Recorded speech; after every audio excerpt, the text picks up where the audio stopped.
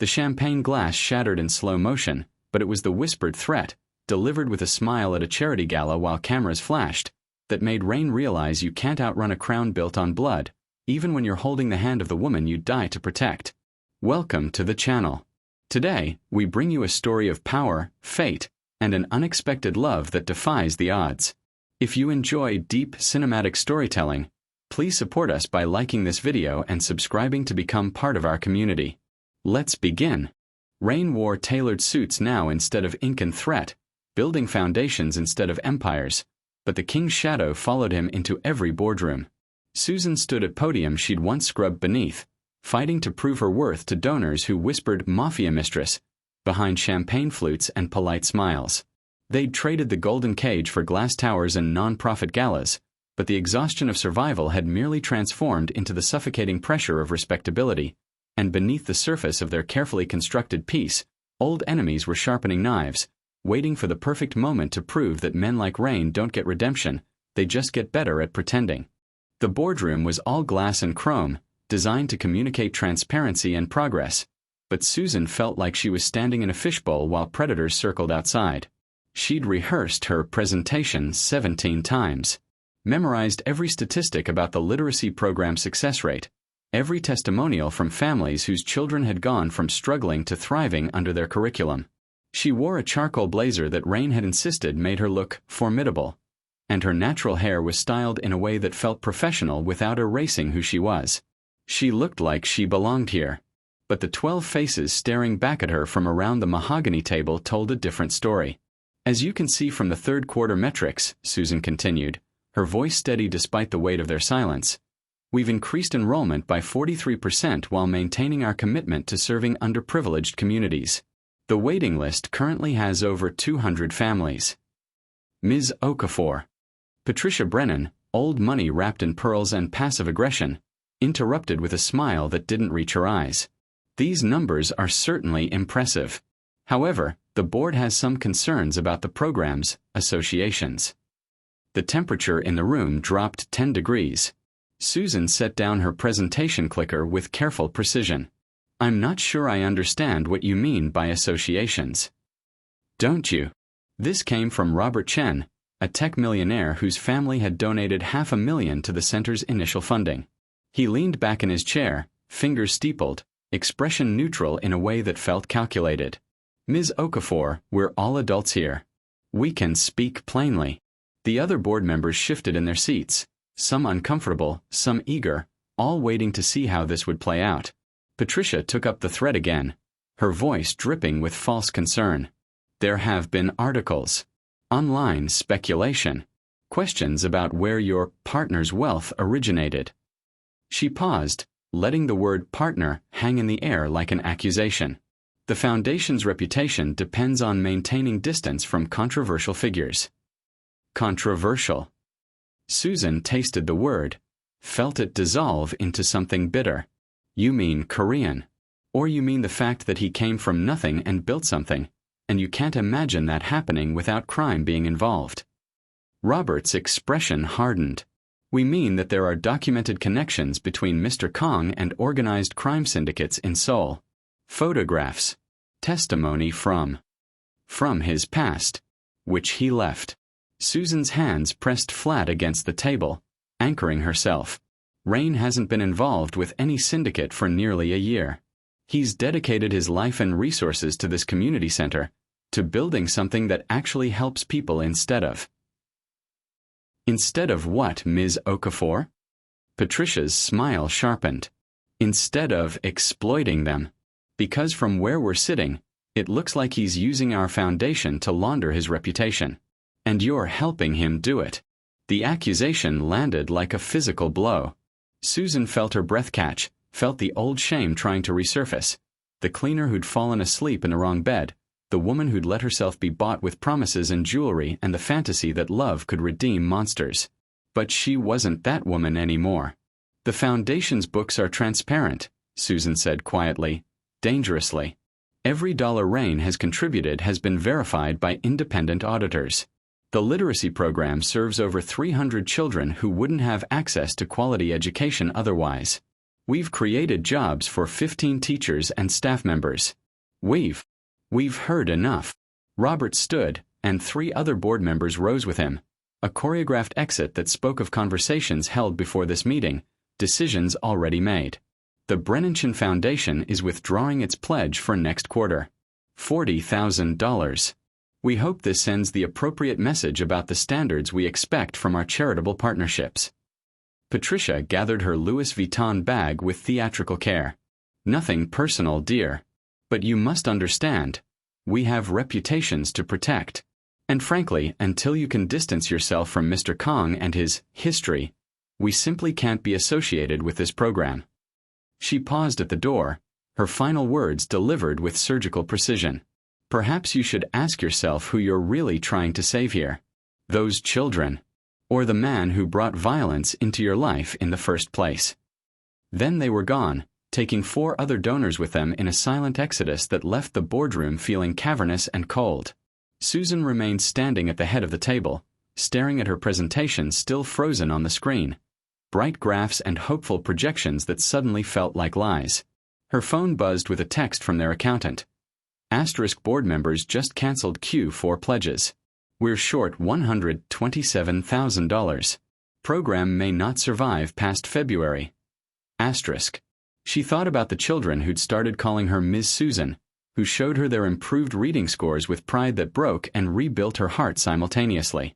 Thought about the teachers she'd hired, single mothers and immigrants and people who'd needed second chances just like she had. Thought about Rain, who'd given everything to build this new life, and how the ink on his skin might as well have been chains that would drag them both down no matter how far they ran. The glass walls of the boardroom reflected her image back at her. Professional, composed, alone. Susan picked up her phone and dialed Raina's number, but couldn't bring herself to press call. What would she even say? That his past was destroying their future? That his redemption was costing them everything they'd built? That maybe Patricia was right, and she needed to choose between saving the program and saving him? The phone stayed silent in her hand. Outside the window, Portland's skyline stretched toward a sky that promised rain. Stop right there. You're about to witness a story of power and passion you won't forget. Before the first chapter begins, hit that subscribe button and smash the like to prove you're ready for this journey. Let's go. The warehouse in southeast Portland smelled like rust and old violence, and Rain felt something in his chest loosen the moment he walked through the door. Muscle memory recognizing home even as his mind rejected it. Min Jun had arranged the meeting with the precision of a man who'd orchestrated 1,000 such gatherings. 5 chairs arranged in a half-circle, each one occupied by a captain who'd once sworn blood loyalty to the King Syndicate. Men who'd followed Raina's orders without question, who'd killed and bled and built an empire on the foundation of his reputation. Men who now looked at him like he was a stranger wearing a dead man's face. Rain had dressed carefully for this. The tailored suit he wore to foundation meetings, the expensive watch Susan had given him for his birthday, the careful erasure of everything that had once made him formidable. He looked like what he was trying to become, legitimate, reformed, harmless. But the way Jun-ho smiled from the center chair told Rain that harmless was exactly the problem. Hyung Nim. Jun-ho used the honorific, but it sounded like mockery. He'd been Raina's second-in-command for 8 years, the only man Rain had trusted to execute orders when mercy wasn't an option. Tall, scarred, with ink that rivaled Raina's own, he looked like what a Mafia captain should look like. Dangerous, uncompromising, carved from the same violence that had built their world. You look well. America agrees with you. I didn't come here for small talk. Rain remained standing, refusing the psychological surrender of sitting. I came to make this official. The King Syndicate is dissolved. My territories, my operations, my contacts, all of it ends today. The silence that followed was heavier than any threat. You can't dissolve what you don't control anymore, Jun-ho said quietly, and the other captains shifted, some uncomfortable, some openly hostile. You left, Hyung Nim. Walked away to play house with your American woman and pretend you're something other than what we all know you are. Raina's jaw tightened. What I am is done. The syndicate served a purpose, but that purpose is dead. Jun-ho stood, and the movement was liquid, predatory. Like the men we killed to build it? Like the families who paid protection money so their businesses could survive? Like the legacy you're so eager to erase now that you found religion? Or whatever that woman represents to you. Watch your mouth. The words came out low, dangerous, and Rain felt the old instincts rising. The calculations of violence, the muscle memory of dominance. He forced them down. Susan has nothing to do with this. She has everything to do with this. Junho circled closer, and Rain noticed the other captains hadn't moved to intervene. They were watching, evaluating, waiting to see which version of their leader would emerge, the king or the pretender. You think you can just walk away? Announce you're done, and we'll all pack up our operations and find honest work. His laugh was sharp, bitter. The Busan crew is already moving on our territory. The Incheon alliance thinks we're weak. And the Chinese triads, they're offering better terms to our distributors because they know the king is too busy teaching children to read to defend what's his. Minjun stepped forward, his hand moving toward his jacket, but Rain stopped him with a look. I'm not here to defend anything, Rain said carefully.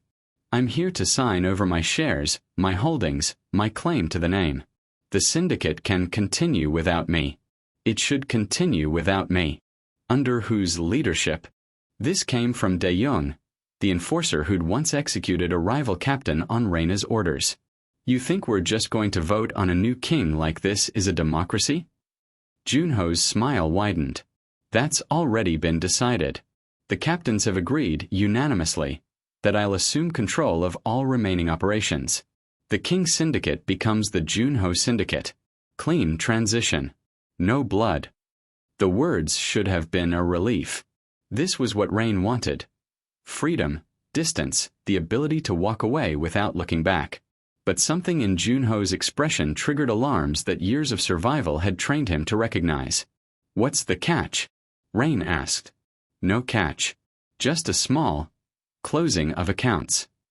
Junho pulled out his phone, swiped to a photograph, and held it up for Rain to see.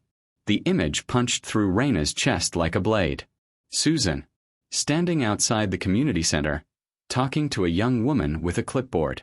The photo was time-stamped from this morning, high resolution, taken from a distance that suggested professional surveillance. You see, Hyung Nim, the problem isn't that you want to leave. The problem is that you've become a liability. Junho's voice dropped, conversational and deadly. The elders tolerated your retirement because they thought you'd fade away quietly. But you didn't fade. You built something visible. Something that draws attention to our organization every time a journalist digs into your past. Raina's hands curled into fists. Touch her and what? You'll come out of retirement to defend her. Junho laughed. That's exactly what I'm counting on. See, the captains here have a concern. They worry that if the king is still alive, still watching, still capable of reclaiming his throne, then I'm just keeping the seat warm. They need proof that you're truly done. That the man who built this empire is dead and gone. The trap revealed itself with crystalline clarity. You want me to fight you, Rain said flatly. I want you to try. Junho gestured to the empty space between them. Right here. Right now. No weapons. Just you and me, and these witnesses who'll tell everyone that the king fell like any other man. Then I let you walk away. Let her walk away. Everyone gets what they want. And if I refuse, then the woman in that photograph has an unfortunate accident. Maybe her brother too. Maybe everyone connected to your little charity project. Junho's expression hardened. You taught me that loyalty requires sacrifice. Hyung Nim. Time to practice what you preached. Rain looked at the faces around him. Men he'd commanded, protected, led through 1,000 battles. Men who were now waiting to see him broken so they could finally believe he was human. He thought about Susan, probably still at the community center, unaware that his past had just wrapped around her throat again. Thought about the suit he was wearing, the life he was trying to build, the promise he'd made that he was done with violence. Then he thought about what Junho would do to her if he walked away. Rain removed his jacket with careful precision and began rolling up his sleeves, revealing the tattoos he'd kept hidden for months. the tiger, the dragon, the characters that spelled out oaths written in blood. "One fight," he said quietly. "Then you let this end." Junho's smile was triumphant. "Of course, Hyung-nim. Just one fight." But they both knew he was lying. And Rain knew, with cold certainty, that this warehouse would run red before the sun set. Not because he wanted it to, but because some men only understood one language, and he'd been fluent in it long before he'd learned to love. Susan wanted to believe in normal. Wanted it so desperately that when Rain suggested lunch at the Saturday market, just the two of them, no foundation business, no board meetings, no ghosts, she'd said yes before the logical part of her brain could list all the reasons why normal was a fantasy they couldn't afford. The Pearl District Market sprawled across 3 blocks of food trucks and artisan stalls, filled with the kind of people who shopped for organic honey and handmade pottery on weekend afternoons. Young families, college students, couples holding hands and debating which coffee roaster had the best Ethiopian blend. People whose biggest worry was whether the kombucha was too fermented. People who were blissfully, beautifully normal. Rain wore jeans and a long-sleeved Henley that covered most of his tattoos, sunglasses hiding the watchfulness that never quite left his eyes. He'd shaved that morning, and without the slight shadow of stubble, he looked younger, softer, like someone who could have been a software developer or a graduate student instead of a former syndicate king. Susan had chosen a sundress the color of rust and autumn, her natural hair loose and free, and when Rain had seen her, something in his expression had cracked open. Wonder mixed with the kind of grief that came from realizing what you'd almost lost. "Where to first?" he asked, taking her hand as they entered the market's main thoroughfare.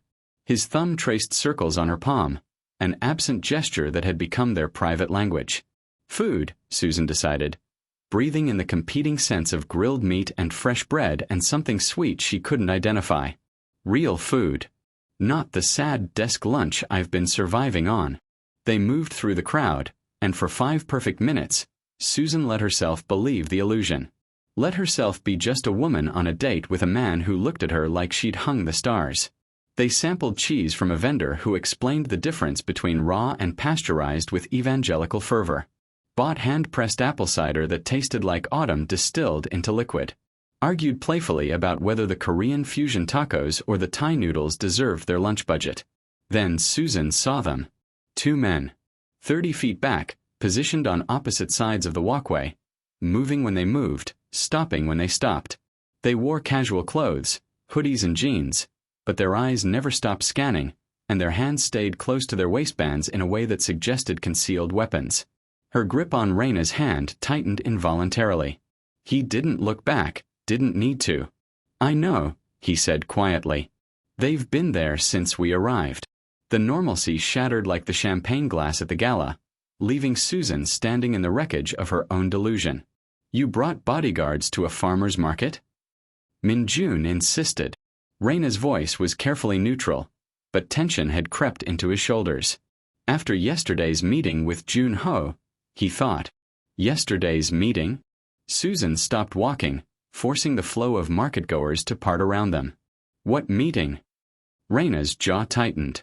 "I was going to tell you. I went to officially dissolve the syndicate, to sign over everything so we could finally be free." The word came out sharp, bitter. "Is that why we have armed guards following us to buy overpriced cheese? Because we're so free?" "Susan." "No."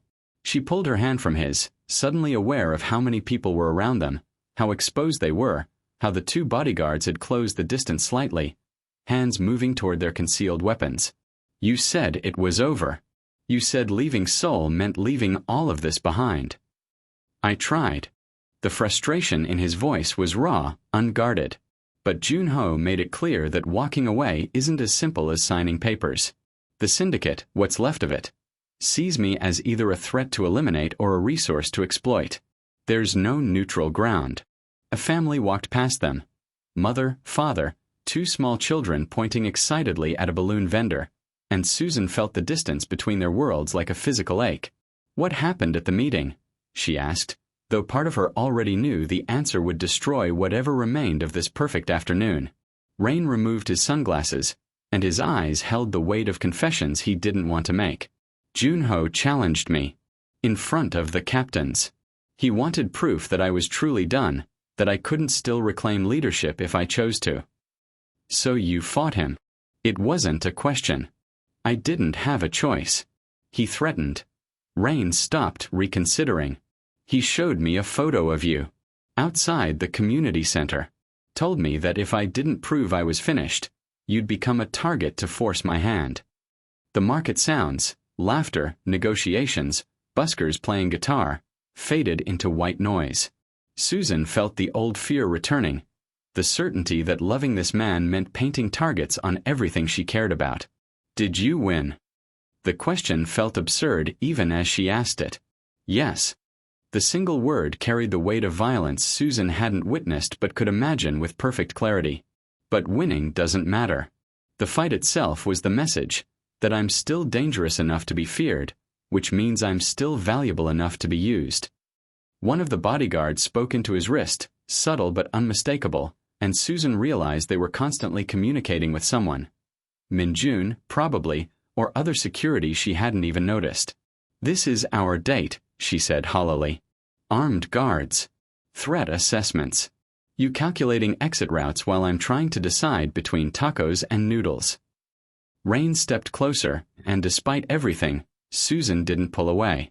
I don't know how to give you normal, he admitted, his voice dropping to something raw and desperate. I'm trying. God, I'm trying so hard to be the man who deserves you, who can take you to farmers markets and worry about nothing more serious than whether the coffee's too bitter. But every time I think we're close, the past comes back with another invoice, another debt I can't pay off. So what do we do? Susan looked up at him, this beautiful broken man who'd tried to trade violence for virtue and found the exchange rate impossibly high. Keep pretending we're free while shadows follow us everywhere? Build a life in a glass house and hope nobody throws stones. We could run again. The suggestion came out hesitant, like he was afraid of her answer. Farther this time. New identities. Somewhere Jun-ho and the syndicate can't reach. And my family. The community center. The kids who are learning to read because we built something for them. Susan's voice cracked. How far do we have to run before we stop leaving pieces of ourselves behind? Rain had no answer. Instead, he pulled her close, right there in the middle of the Saturday market with bodyguards watching and normal people flowing around them like water around stones. His arms wrapped around her with the fierce protectiveness of a man holding the only thing in the world that mattered. I'm sorry, he whispered into her hair. I'm so sorry I can't give you the life you deserve. Susan pressed her face against his chest, feeling his heartbeat, steady, strong, alive. I don't want the life I deserve. I want the life we build together. Even if it means living like this, always looking over our shoulders. She pulled back enough to meet his eyes. Even then. But Rain, we can't keep lying to ourselves that we're free when we're not. Can't keep pretending that love alone is enough to outrun what you were. The balloon vendor's daughter squealed with delight nearby, her red balloon bobbing in the breeze. A busker started playing something melancholy on violin. The bodyguards maintained their positions, silent sentinels marking the boundary between the life they wanted and the life they had. Then what do we do? Rain echoed her earlier question. Susan looked at the market around them, all that normal, beautiful normalcy they could see but never quite touch. We stop running. We stop pretending. And we figure out how to actually end this, once and for all. That might require. I know what it might require. Her voice was steady now, certain. But I'd rather face it head-on than spend the rest of our lives as prisoners of a past you're trying to forget. Rain studied her face, and she saw the moment he understood what she was really saying, that she was willing to walk back into the darkness if it meant finding a way out on the other side. Okay, he said finally. But we do it together. No more secrets. No more protecting you by keeping you in the dark. Together, Susan agreed.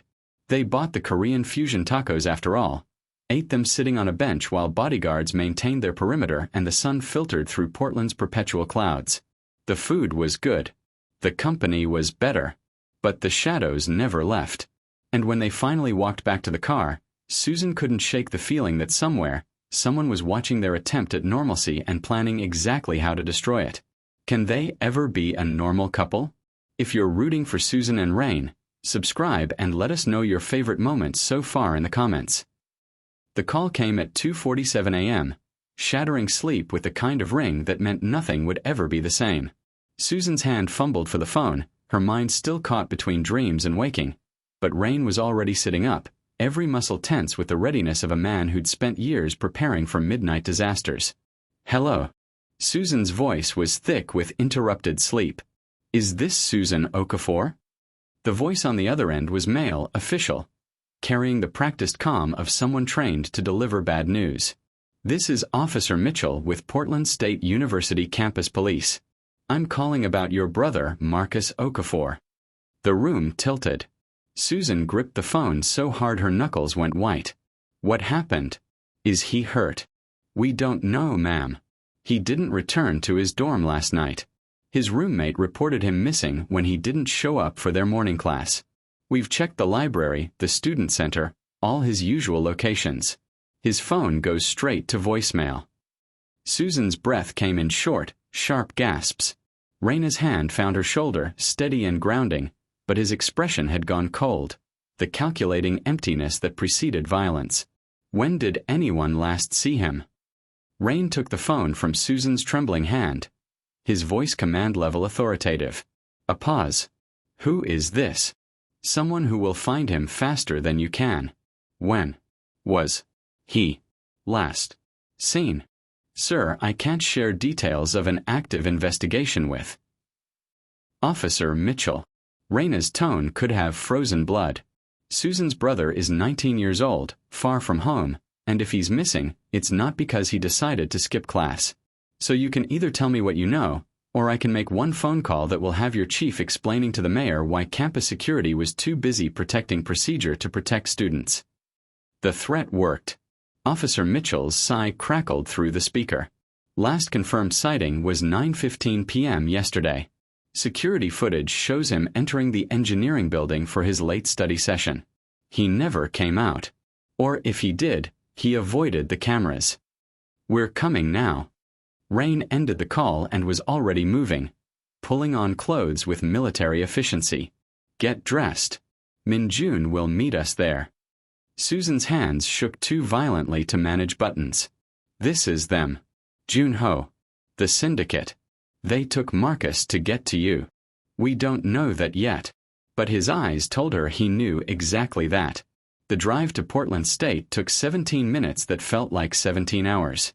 Min-Jun was waiting at the engineering building entrance, his face grim, holding an evidence bag that made Susan's stomach drop even before she saw what was inside. They found this in his locker. Min-Jun held up the bag, and Susan's world narrowed to the single piece of paper visible through the plastic. Black ink. Precise, artistic strokes forming an image she'd seen countless times on Raina's skin, on syndicate documents he'd shown her during those late-night conversations about his past. A tiger mid-leap, claws extended, surrounded by Korean characters that spelled out a phrase Rain had once translated for her. "The king protects his own." Except now the image was a threat, not a promise. "There's a message on the back," Min-Jun said quietly, and turned the bag over. The words were in English, written in the same careful calligraphy as the drawing. Asterisk the boy for the crown. "You know where to find us. Come alone, or he learns what happens to pawns in a king's game. You have 48 hours. Asterisk. Susan's legs gave out. Rain caught her before she hit the ground, his arms iron-strong around her waist, but she could feel him trembling too, rage or fear or both, compressed into something that would eventually explode. "He's just a kid," Susan whispered, her voice breaking. "He's just a kid who wanted to study engineering and play video games and have a normal life. He has nothing to do with any of this." "I know." Raina's voice was hollow, dead. "That's exactly why they took him." Min-Jun's phone buzzed. He looked at the screen and his expression darkened further. Email. Sent from an encrypted account 5 minutes ago. He held up the phone so they could see. A photograph. Marcus, bound to a chair in what looked like a warehouse, his face bruised but defiant, his eyes wide with terror he was trying desperately to hide. He wore his Portland State hoodie, the one Susan had sent him for his birthday. There was blood at the corner of his mouth. Behind him, partially visible in the shadows, stood a figure Susan recognized from photographs Rain kept in a locked drawer. Jun-ho, arms crossed, face obscured but posture radiating controlled violence. The email had no text. It didn't need any. Susan felt something inside her crack and reform into something harder, sharper. What does he want? The crown, what does that mean? He wants me to come back. Raina's voice was flat, factual. Take control of the syndicate again. Reclaim leadership, which means Jun-ho remains second in command, which means he gets to use my reputation and connections while I'm the public face taking all the risk. And if you refuse? Rain didn't answer. He didn't need to. They both understood what happened to pawns who outlived their usefulness.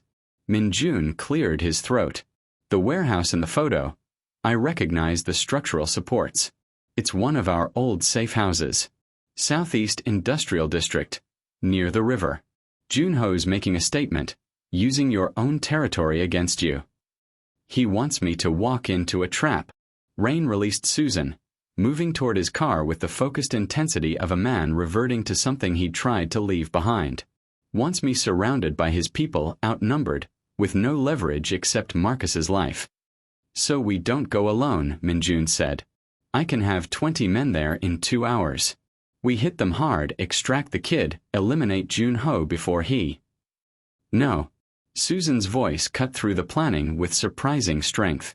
Both men turned to stare at her. You heard the message. He comes alone, or they hurt Marcus. We can't risk. Susan.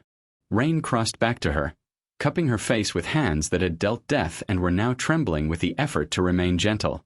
I can't lose you both. If I walk in there alone, Jun-ho will kill me the moment he has what he wants.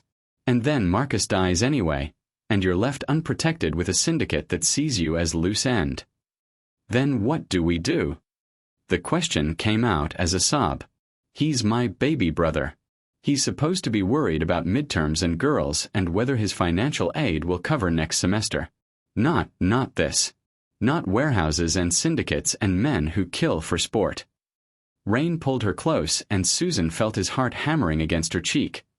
Fear, she realized, maybe the first real fear she'd ever felt from him. Not fear of dying. Fear of failing. I'm going to get him back, Rain promised into her hair. Whatever it costs. Whatever I have to become again. I'm going to bring your brother home. Even if it means going back to being the king? His silence was answer enough. Susan pulled back, looking up at the man she loved, watching him transform in real time from the person he'd been trying to become back into the monster he'd been trying to forget. The tattoos seemed darker somehow, more prominent, as if his skin was remembering what it meant to be armor instead of just canvas. Then I'm coming with you, she said. Absolutely not. He's my brother, Rain. My family. You don't get to shut me out of this. Her voice was steel wrapped in desperation. Whatever happens in that warehouse, we face it together. That's what you promised. No more protecting me by keeping me in the dark. Min-jun looked between them, clearly calculating odds and outcomes. If you're both going, we need a plan better than walking into an execution. Jun-ho's smart. He'll have contingencies. So will we. Raina's expression had shifted completely now. Gone was the man who'd tried to buy organic cheese at a farmer's market, replaced by the strategist who'd built an empire on reading enemies and exploiting weaknesses. Get me building schematics for that warehouse. Camera placements. Exit routes. And find out who's still loyal to me in the ranks. Jun-ho may have claimed leadership, but loyalty isn't transferred with a title. He looked down at the photograph of Marcus again, and Susan saw murder calcifying in his eyes. 48 hours, Rain said quietly. That means Jun-ho thinks he needs time to prepare, which means he's not as confident as he wants us to believe. He glanced at Min-jun.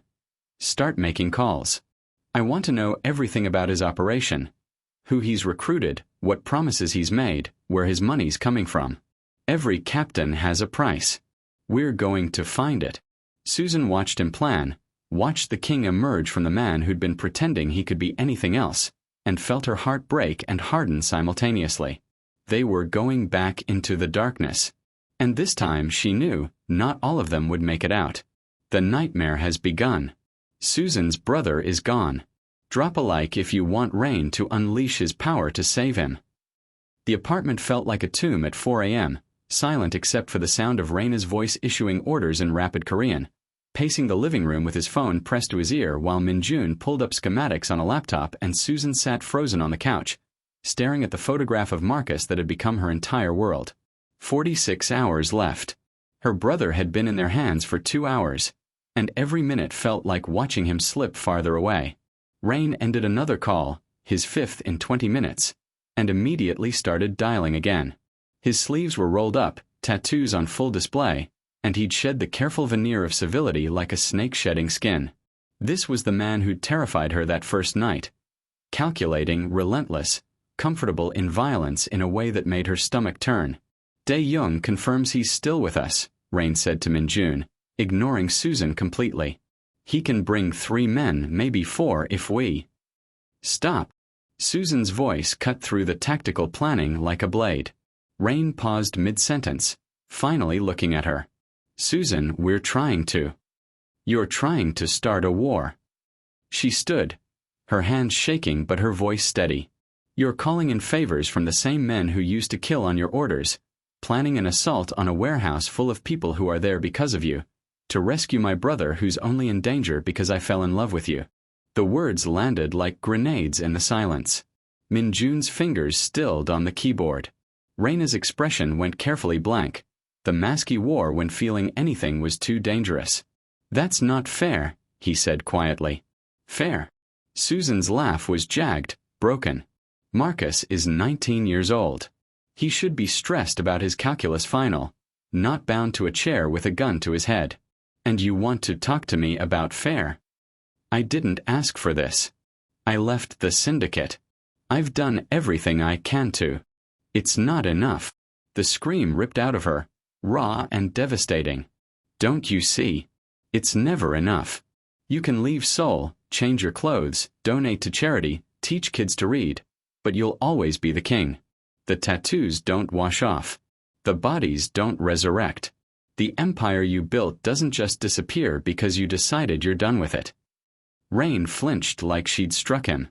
So what do you want me to do? Let them keep Marcus? Walk away and hope Jun-ho gets bored and releases him out of mercy. I want you to have never been who you were.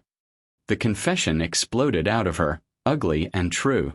I want to rewind time to before I fell asleep in your bed, before you made me believe love could redeem monsters, before I brought my family into your orbit and painted targets on everyone I love. You think I don't want that? Raina's control cracked, and suddenly he was shouting too, 15 months of guilt and self-hatred pouring out. You think I don't lie awake every night wishing I'd been born someone else? Someone who could have met you at a coffee shop or a bookstore, someone whose hands weren't stained with blood, someone who deserved the way you look at me when you forget what I am. But you weren't. You aren't.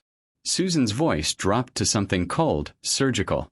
You're a killer who built an empire on fear and violence, and I was stupid enough to think that loving you could erase that. That your redemption arc was real instead of just another fantasy we told ourselves to justify staying together. The silence that followed was suffocating. Minjun stood slowly, recognizing the moment for what it was. I'll give you two some privacy. He gathered his laptop and disappeared into the guest room, closing the door with a soft click that sounded like a coffin ceiling. Rain stood in the middle of their living room, their home, the space they'd built together over months of trying to be normal, and looked at Susan like she was a stranger. Do you mean that? That loving me was a mistake? Susan wanted to say no, wanted to take it back, to cross the space between them and let him hold her while they figured out how to save her brother together. But the photograph of Marcus burned in her mind, and the truth came out before she could stop it. I don't know anymore. Her voice broke. I look at you planning this rescue, and I see the man who tortured someone in front of me, who taught lessons in blood, who built his reputation on being more brutal than anyone else. She wiped tears from her cheeks with angry swipes. And I wonder if I ever really knew you, or if I just fell in love with the version of you that wanted to be saved. That version is real. Raina's voice was desperate now, pleading. Susan, everything we've built, the foundation, the community center, the life we're trying to create, that's real. That's who I want to be. But it's not who you are. She gestured at his exposed tattoos, at the phone still clutched in his hand, at the tactical maps Minjun had left scattered across the coffee table. The moment things got difficult, you reverted. Put back on the armor. Started making the same calculations you swore you'd never make again. Because they have your brother. His shout echoed off the walls. Because the only language men like Junho understand is violence. And if I show up trying to negotiate with kindness and good intentions, Marcus dies. You want me to be someone I'm not? Fine. But don't ask me to be that person when being that person gets your family killed. The truth of it hit Susan like a physical blow. He was right. God help her, he was right. The only thing standing between Marcus and a shallow grave was the monster she'd been trying to love out of existence. So we're trapped, she whispered. Trapped by your past. By the man you were. By the empire you built and can't fully tear down because other men are using it as scaffolding for their own ambitions. Yes. Raina's shoulders sagged, all the fight draining out of him. We're trapped. And I'm sorry. I'm so fucking sorry that loving me has cost you this much. Susan looked at him, really looked at him, and saw a man being crushed under the weight of sins he couldn't atone for and a future he couldn't reach. She saw the exhaustion in his eyes, the self-hatred in the set of his jaw, the desperate hope that maybe, somehow, she wouldn't give up on him. And she felt her heart break completely. I need you to get Marcus back, she said finally, her voice empty. I need you to be the king one more time. Do whatever you have to do. Become whoever you have to become. Just bring my brother home. And then, the question hung in the air between them, heavy with implications neither wanted to voice. And then we figure out if we can survive what you have to do to save him. Susan turned away, unable to look at his face anymore. Because right now, I don't know if the man I love still exists, or if he was always just a story we told ourselves to make the monster easier to sleep beside. She walked to their bedroom and closed the door, leaving Rain standing alone in the living room with his tattoos and his phone and the slowly ticking clock counting down the hours until he'd have to prove, once and for all, which version of himself was real. Through the door, she heard him make another call. Heard him speaking in Korean, his voice cold and commanding, issuing orders that would probably end with people dying. Susan climbed into bed and pulled the covers over her head, trying to block out the sound of the man she loved becoming the monster she feared, and wondered if there was any version of their future where both Marcus and their relationship survived the next 44 hours. The love is cracking under the pressure. Do you think they'll survive this? Subscribe and tell us in the comments if Susan should stay or run.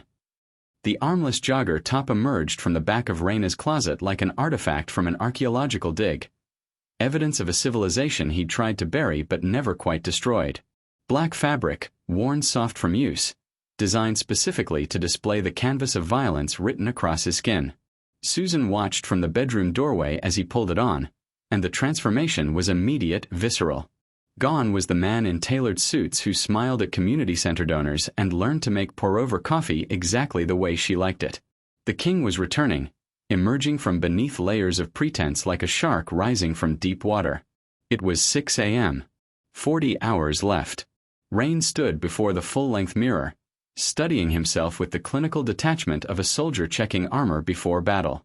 The tattoos that had been hidden for months now screamed their stories across his shoulders, arms, chest, the tiger mid-leap, the dragon coiling around his bicep, the Korean characters spelling oaths he'd sworn in blood and never truly renounced. You're really going back. Susan's voice was hoarse from crying, from hours of lying awake while he'd planned in the living room. I never left. He didn't turn to face her. I just pretended well enough that we both believed it. Minjun appeared in the hallway carrying a duffel bag that clinked with the unmistakable sound of weapons. He stopped when he saw Rain, and something passed between them. Recognition, maybe, or relief that they could finally stop pretending the king had abdicated. The men are assembled, Minjun said quietly. Dae-young brought 6. 2 more from the Busan crew who still remember loyalty. It's not an army, but it's enough. Rain finally turned from the mirror, and Susan's breath caught. His eyes had changed. All the warmth bled out, replaced by the cold calculation she'd witnessed that first night when he'd found her in his bed. This was the man who'd built an empire, who'd made grown men weep with fear, who understood that mercy was a luxury and survival was the only law that mattered. The plan is simple, Rain continued, moving to the duffel bag and extracting items with practiced efficiency. A knife, the same curved blade Susan had watched him use, though she'd tried desperately to forget. A gun, matte black and compact. Junho expects me to come alone, desperate, willing to trade myself for the boy. So that's exactly what he'll see. But you won't be alone. Minjun pulled up the warehouse schematic on his phone. We position men here, here, and here. 3 access points. When you give the signal, there won't be a signal. Rain checked the guns magazine with the muscle memory of someone who'd done it 10,000 times. This isn't a tactical rescue. It's theater. Susan's stomach dropped. What does that mean? For the first time since she'd entered the room, Rain looked directly at her, and the man she loved was nowhere in his expression. It means Junho needs to believe I've come back broken, desperate, willing to surrender everything to save one innocent life. His voice was flat, empty. It means I walk in there and give him exactly what he wants, the king on his knees begging for mercy. That's suicide. Minjun's protest was sharp. The moment you show weakness, he'll gloat, parade me in front of the captains, make a speech about how the mighty have fallen and the new order has risen. Raina's smile was cold, predatory. Men like Junho can't resist the performance. He needs witnesses to his triumph, which means he needs me alive long enough to be humiliated. He slid the knife into a sheath at his ankle. That's when you move in. Not before. Not when I signal. When you hear him monologuing about his victory, that's when the real show starts. And Marcus. Susan's voice cracked on her brother's name. Will be positioned where Junho can use him as leverage, close to the central area where he's staging his little coronation. Rain moved closer to Susan, and she fought the instinct to step back. Minjun's team extracts him first. That's priority 1. Get Marcus out, get him safe. And you. But Susan already knew the answer. I do what I should have done the moment Junho challenged me in that warehouse. His hand lifted to cup her face, and Susan felt the warmth of his palm against her cheek, a ghost of tenderness in a body preparing for war. I remind everyone why they called me king in the first place. The words should have terrified her, should have confirmed every accusation she'd thrown at him hours ago, every fear that the man she loved was just a mask worn by a monster. But looking at him now, tattooed, armed, reverting to the violence he'd tried so hard to escape, Susan felt something else entirely. Grief. For the life they'd tried to build. For the man he'd wanted to become. For the future that was disappearing with every weapon he strapped to his body. Don't die. It was all she could manage. Whatever you have to do in that warehouse, whatever you have to become, just don't die. I'll do my best. He leaned forward and kissed her forehead, gentle despite everything, and Susan tasted salt. Her tears or his, she couldn't tell. But Susan, if this goes wrong, don't. She pressed her fingers against his lips.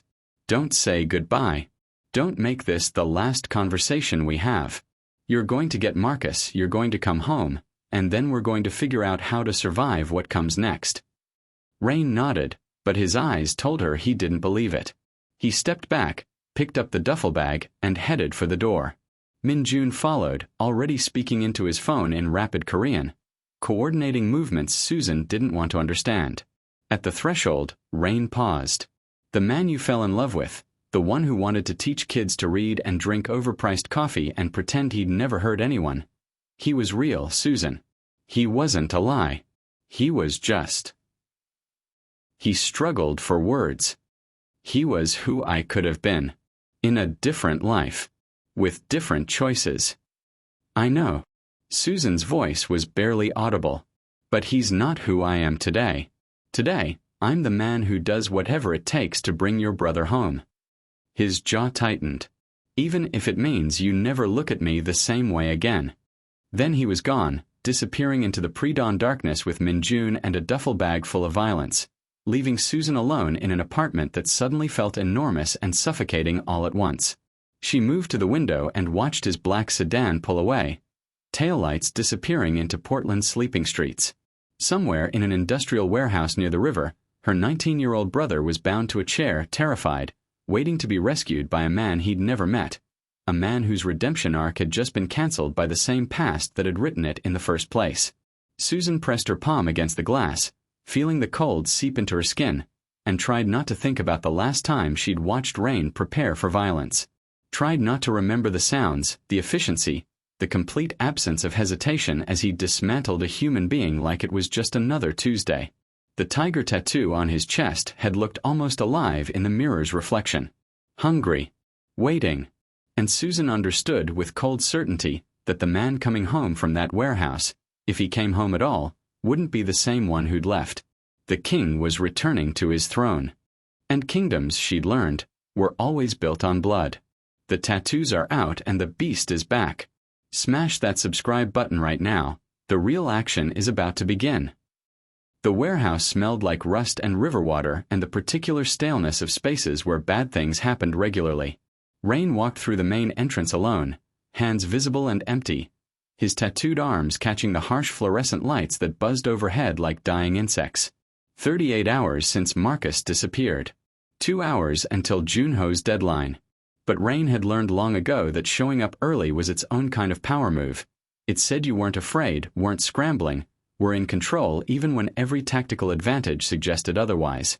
The warehouse floor opened into a wide space that had once stored shipping containers but now served as an arena. Junho had staged it well. 20 men positioned around the perimeter, all armed, all watching Rain with the cold assessment of predators evaluating prey. In the center, elevated on a makeshift platform constructed from pallets, sat Junho himself, flanked by 3 of the former syndicate captains. And there, bound to a chair at the platform's base, was Marcus. The kid's face was bruised, one eye swollen shut, but he was alive and conscious. When he saw Rain, something flashed across his expression. Recognition from photographs Susan had shown him, maybe, or just the desperate hope that someone had finally come. Hyung Nim. Junho's voice echoed across the space, mocking and triumphant. You're early. Eager to trade your crown for a boy you barely know? How the mighty have fallen. Rain stopped 10 feet from the platform, letting his gaze sweep the assembled crowd with practiced slowness.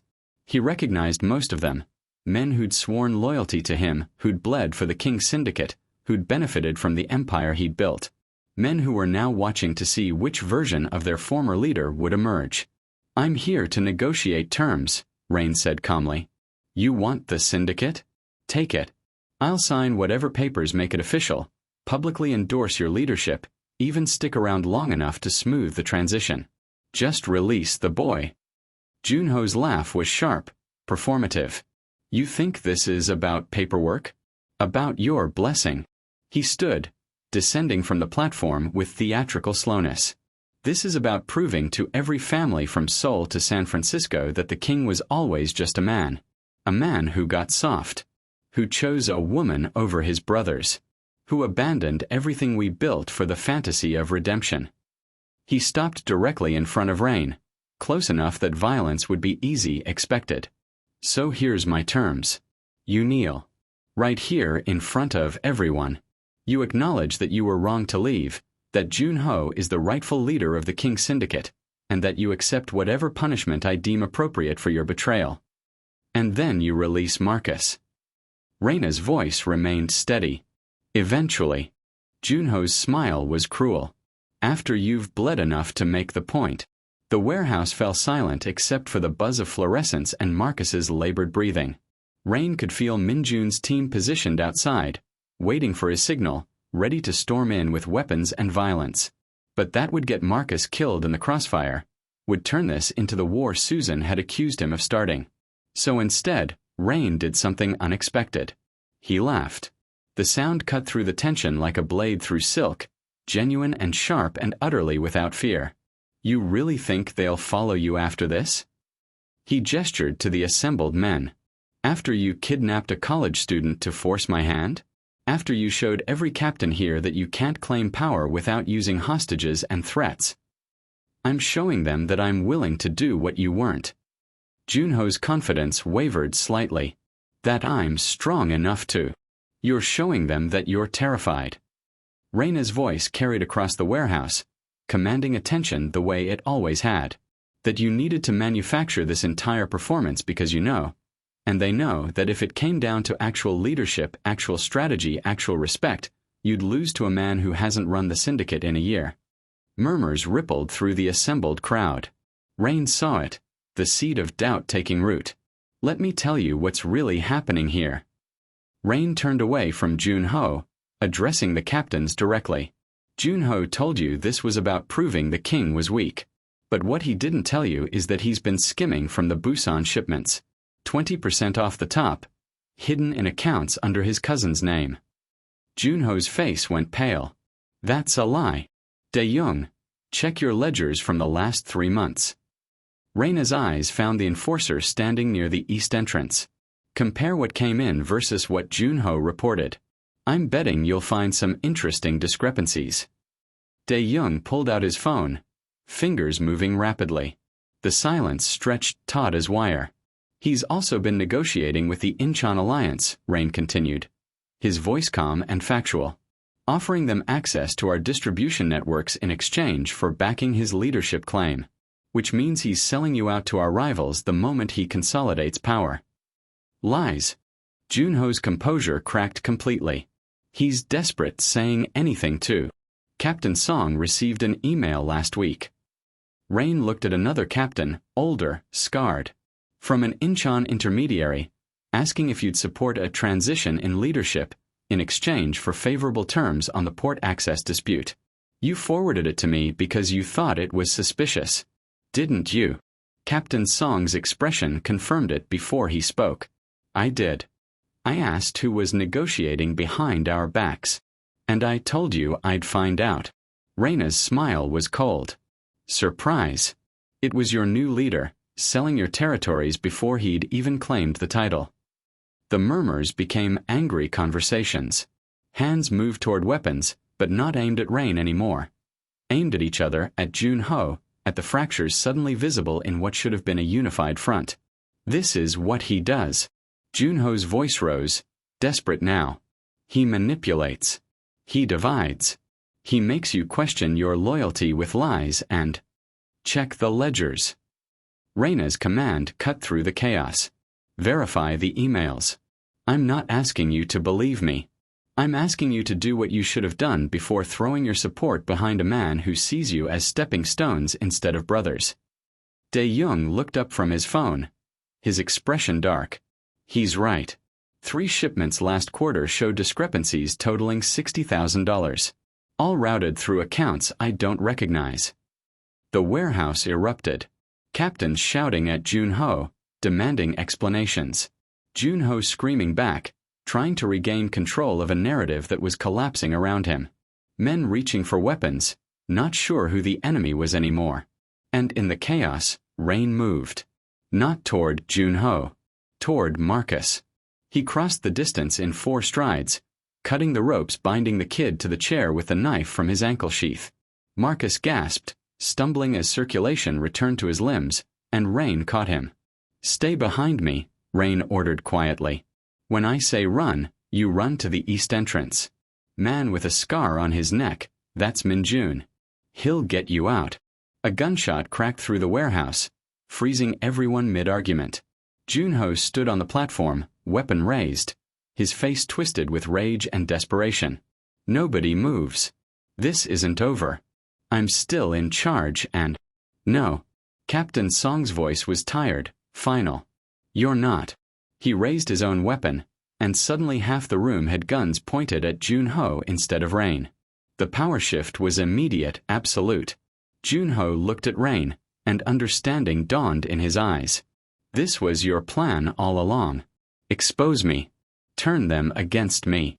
I prefer strategy to violence, Rain said quietly. Always have.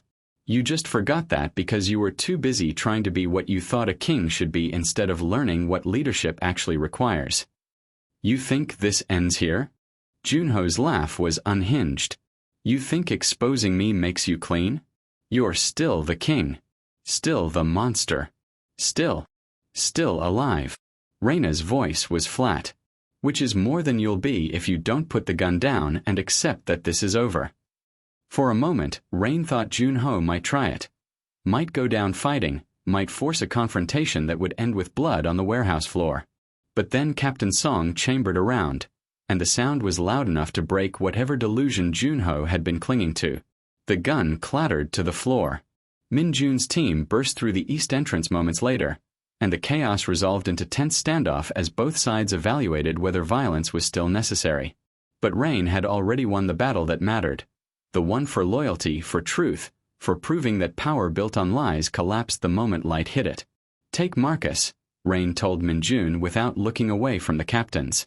Get him to Susan. Make sure he's checked by a doctor. And you? Min Jun already knew the answer. I have one more thing to finish. Rain finally looked at the assembled men who'd once called him leader. The King Syndicate is dissolved. Officially, finally, completely. Anyone who wants to continue operations does it under their own name, with their own reputation.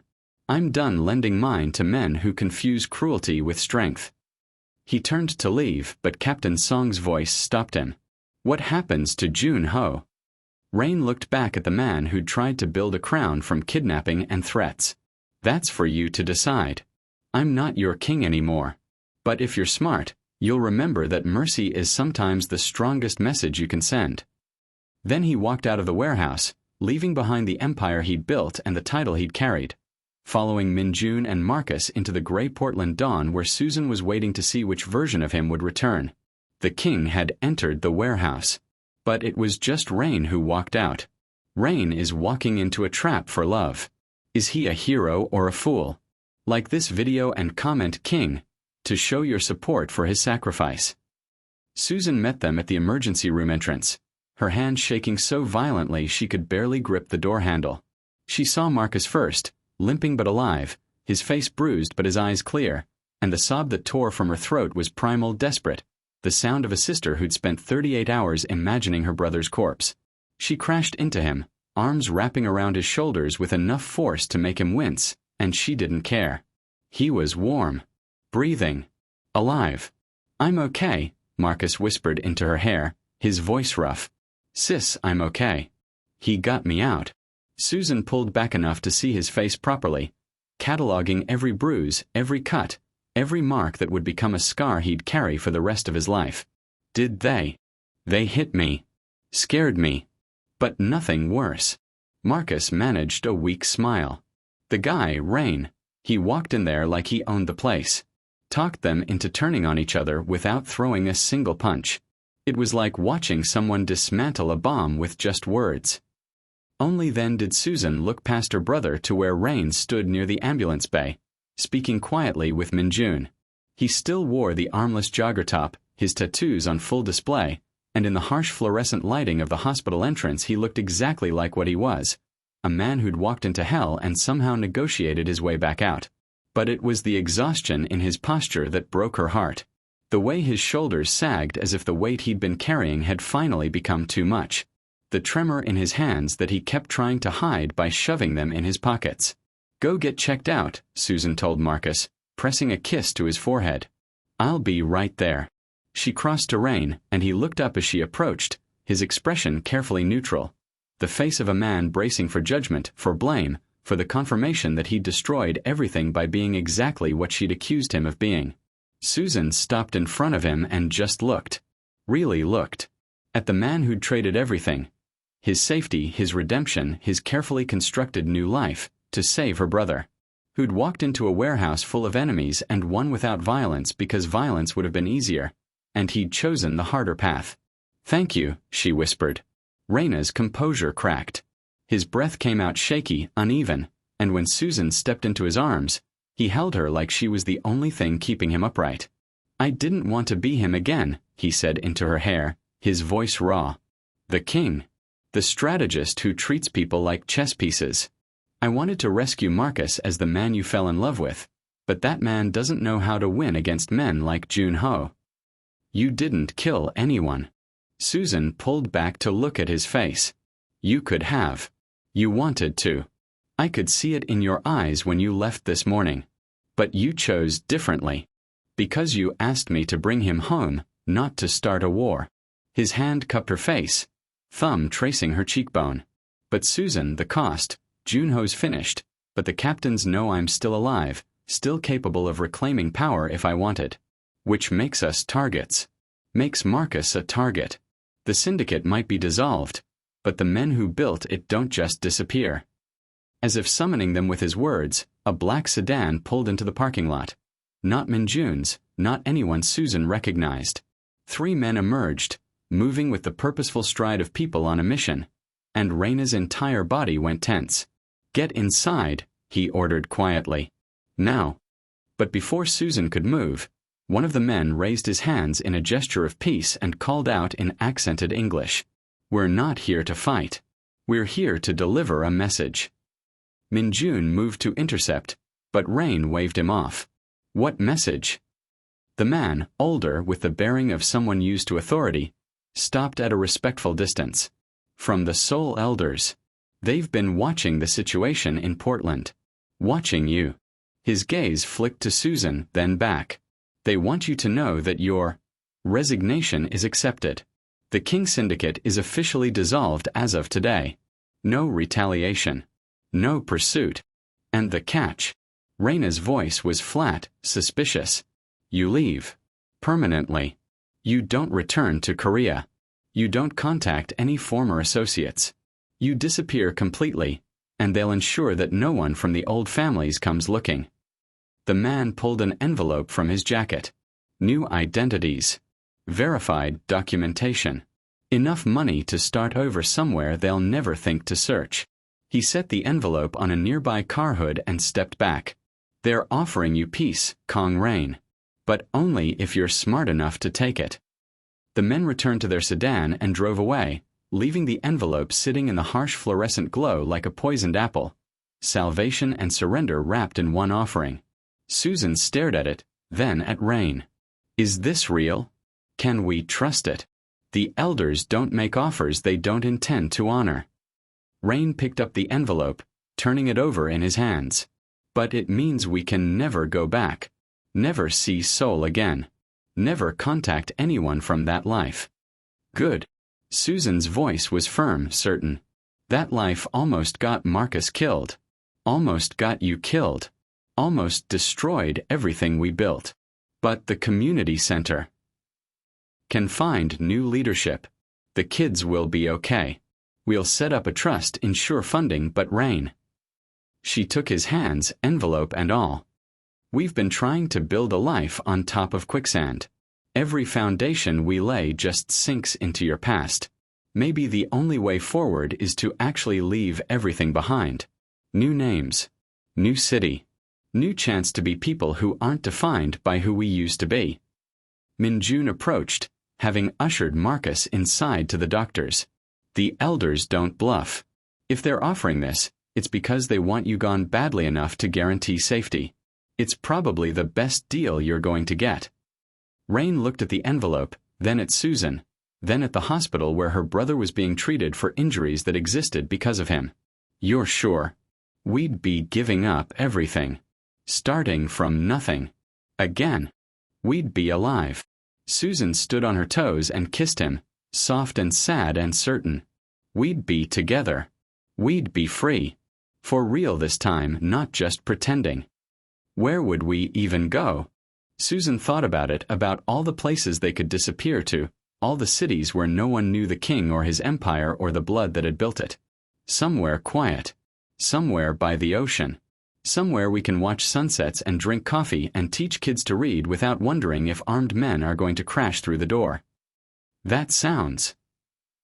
Raina's voice cracked. That sounds perfect. He opened the envelope. Inside were passports, birth certificates, bank routing numbers, and a handwritten note in Korean that made his expression darken before he translated. It says, "The tiger belongs in the jungle, not the zoo. But some tigers are too dangerous even for the wild. Find a cage of your own choosing, or we will choose one for you. This is mercy. Don't waste it." Susan felt the threat beneath the offer, the reminder that this wasn't freedom so much as exile with better paperwork. But looking at Rain, exhausted, tattooed, carrying scars both visible and invisible, she realized that maybe exile was exactly what they needed. "Let's go see Marcus," she said finally. "Make sure he's okay.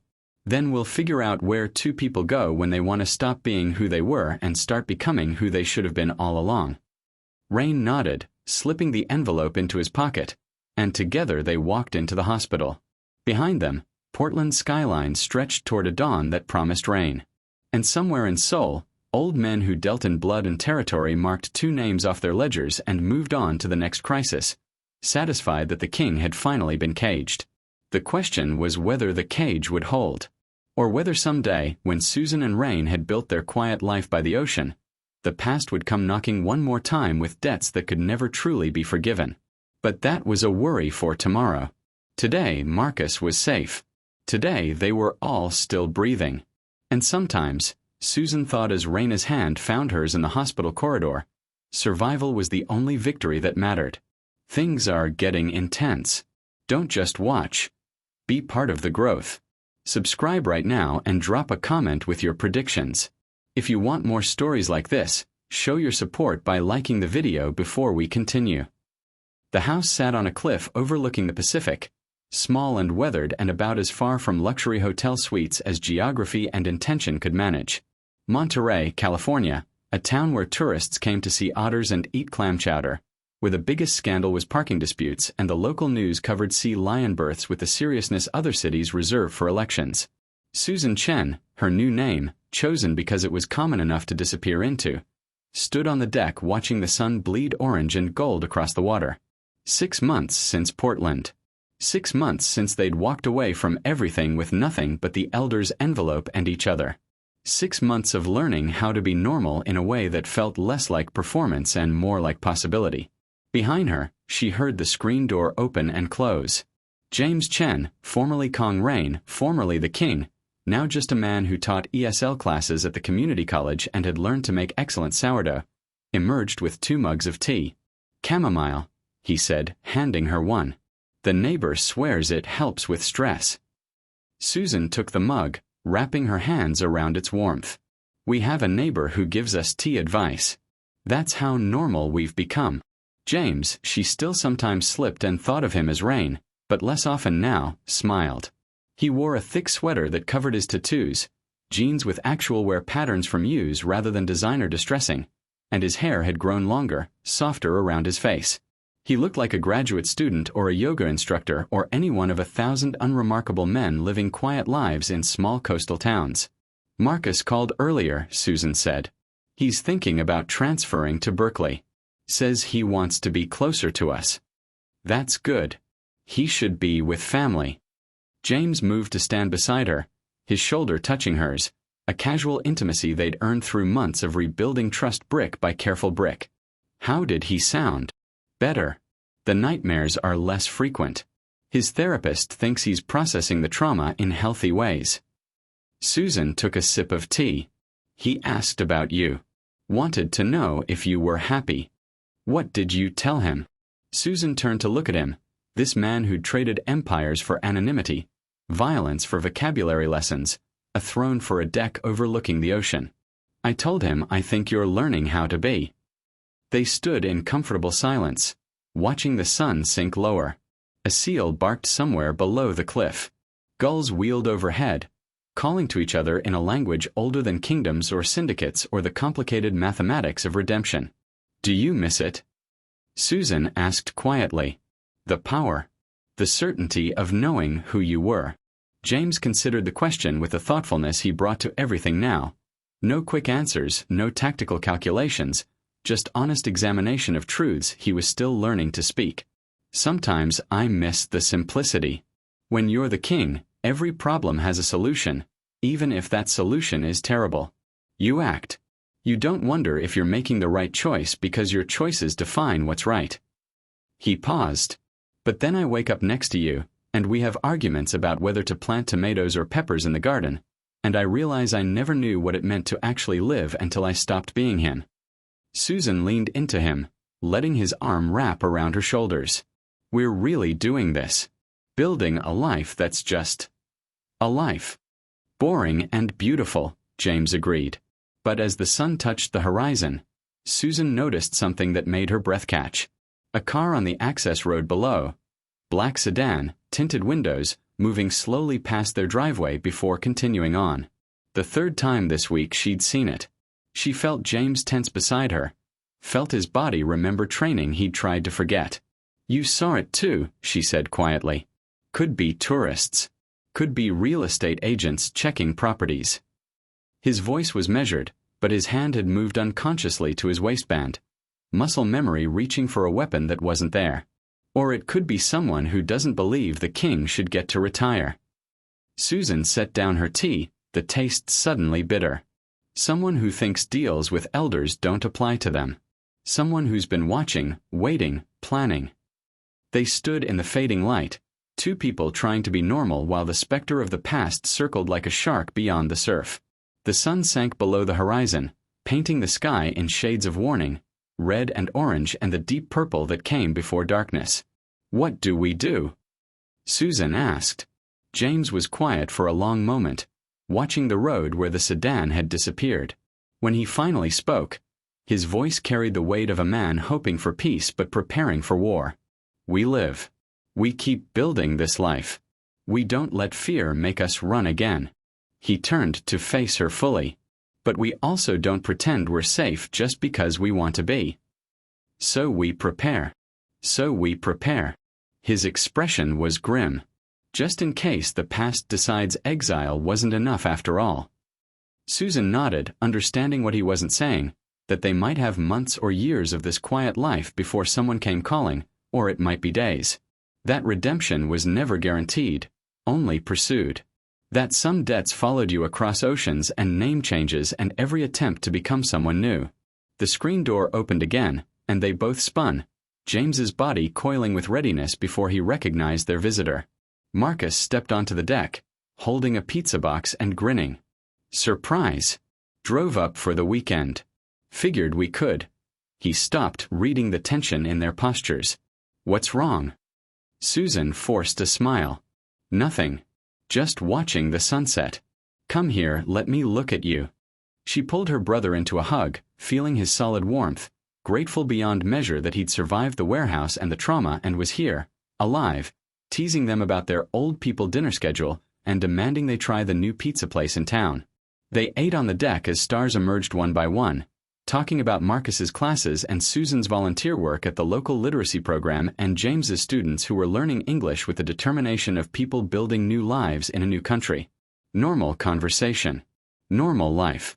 But when Marcus went inside to take a phone call, Susan and James exchanged a look that acknowledged the truth they couldn't speak aloud. Somewhere in the darkness beyond their small house, someone might be watching. Waiting. Remembering that the king had walked away from his throne without permission from all the people who'd built their lives in his shadow. And in the morning, James would make discreet calls to Min-June. Would check the security systems they'd quietly installed. Would start the careful preparations of a man who'd learned that peace was something you defended, not something you were granted. The ocean crashed against the rocks below, endless and indifferent. The stars wheeled overhead in their ancient patterns. And on a deck in Monterey, two people held hands and pretended that love and distance and new names were armor enough against the world they'd left behind. The black sedan didn't return that night. But they both knew it would eventually. Some stories didn't end just because you wanted them to. Some tigers never stopped hunting. And some kings discovered that abdicating the throne was easy. Staying off it was the real war. The question wasn't if the past would find them again. The question was whether they'd be ready when it did. Susan squeezed James's hand as Marcus's laughter drifted through the screen door, and made herself believe, just for tonight, that they could keep this fragile, beautiful, terrifying thing they'd built. Tomorrow could bring its own storms. Tonight, they had each other. And sometimes, in the space between exile and execution, between redemption and retribution, that was enough. The ocean kept its secrets. The stars offered no answers. And two people watched the darkness, waiting to see what came next. You made it to the end because this story moved you. Now, don't just walk away. Subscribe immediately to ensure you never miss an upload, and comment more to let me know you're a true supporter. Your support is the only way we keep these stories coming. Do it now.